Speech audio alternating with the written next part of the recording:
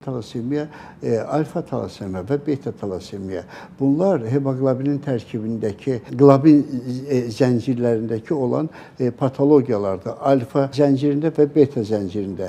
Və bunu mən nəyə görə bu cür xırdalayıram? Bəlkə də dinləyicilər üçün bu dərəcədə biraz çətin olar anlamaq. Ona görə deyirəm ki, yəni bu dəyişikliklərdən asılı olaraq yaranan talasemiyalar müxtəlif, yəni gedişi ilə fərqlənir. Alfa talasemiya və beta talasemiya. Bunlar gedişi ilə bir-birindən fərqlənir. İcazənizlə mən bunların ikisinə də aydınlıq gətirirəm. Buyurun. Məsələn, deyək ki, alfa talasemiya.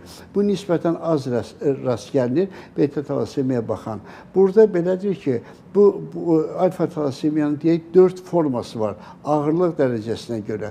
Elə 2 forma var ki, bunlar yüngül anemiya ilə keçir və buna çox zaman heç hematoloq olmayan həkimlər heç o dərinliyinə qədər gedə bilmir və bunu müxtəlif izahlarla, belə müxtəlif öz düşüncələrlə, fikirlərlə izahını verirlər ki, qan azlığı nəyə görədir. Əslində onun heç kökünü aşkara edə bilmirlər və yaxud da o barədə düşünə bilmirlər. Bu 2 forma. 3-cü formada bəli, xəstə doğulur və bir müddətdən sonra onda deməli anemiyanın simptomları üzə çıxır. Bu barədə mən ikisini birləşdirəndə danışacağam. Evet. Bir dəfə 4-cü forma ümumiyyətlə belə uşaqlar ana bətnində artıq ölü doğulurlar və ya doğulandan 1 saat ərzində tələf olurlar. O dərin anemiya o qədər olur ki, onlarda yəni ödemli doğulurlar, yəni yaşaya bilmirlər bunlar, yaşaya bilməzlər.